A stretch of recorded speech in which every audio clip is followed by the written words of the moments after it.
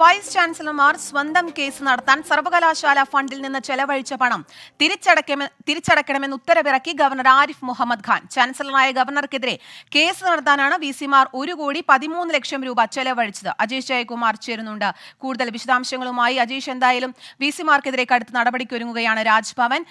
എന്തൊക്കെയാണ് കൂടുതൽ വിശദാംശങ്ങൾ?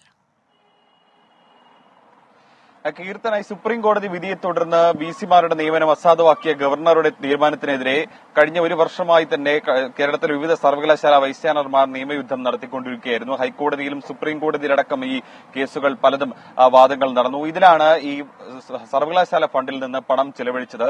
ഈ ചെലവാക്കിയ തുകയുടെ വിശദാംശങ്ങൾ കഴിഞ്ഞ ഈ നിയമസഭാ സമ്മേളനത്തിലാണ് ഉന്നത വിദ്യാഭ്യാസ മന്ത്രി നിയമസഭയിൽ വ്യക്തമാക്കിയത്. 1 കോടി രൂപ 13 ലക്ഷം രൂപയായിരുന്നു ചെലവാക്കിയത്. അതിന്റെ വിശദാംശങ്ങൾ ഇപ്രകാരമാണ്. കണ്ണൂർ VC ആയിരുന്ന ഡോക്ടർ ഗോപിനാഥ് രവീന്ദ്രൻ 69 ലക്ഷം രൂപയും, കുഫോസ് VC ആയിരുന്ന ഡോക്ടർ VG ജോൺ 36 ലക്ഷം, സാങ്കേതിക സർവകലാശാല VC ആയിരുന്ന ഡോക്ടർ MS രാജശ്രീ 1.5 ലക്ഷം രൂപ, Calicut VC doctor MK Jayaraj 4,25,000 രൂപ, CUSAT VC doctor N Madhusudan 77,500 രൂപ, മലയാളം സർവകലാശാല 1 ലക്ഷം രൂപ, ശ്രീനാരായണ ഗുരു ഓപ്പൺ സർവകലാശാല 53,000 രൂപ എന്നിവയായിരുന്നു ഇത്.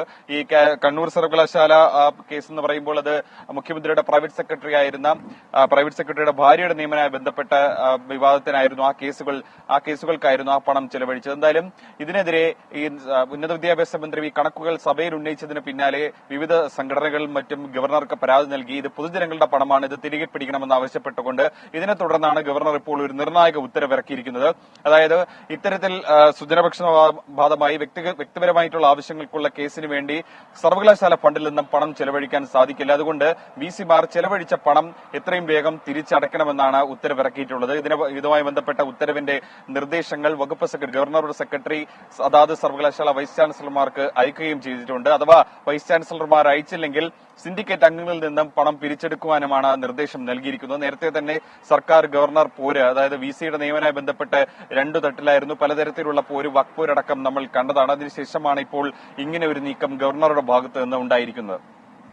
ശരി, അജീഷ് ജയകുമാറാണ് വാർത്തയുടെ കൂടുതൽ വിശദാംശങ്ങൾ നൽകിയത്.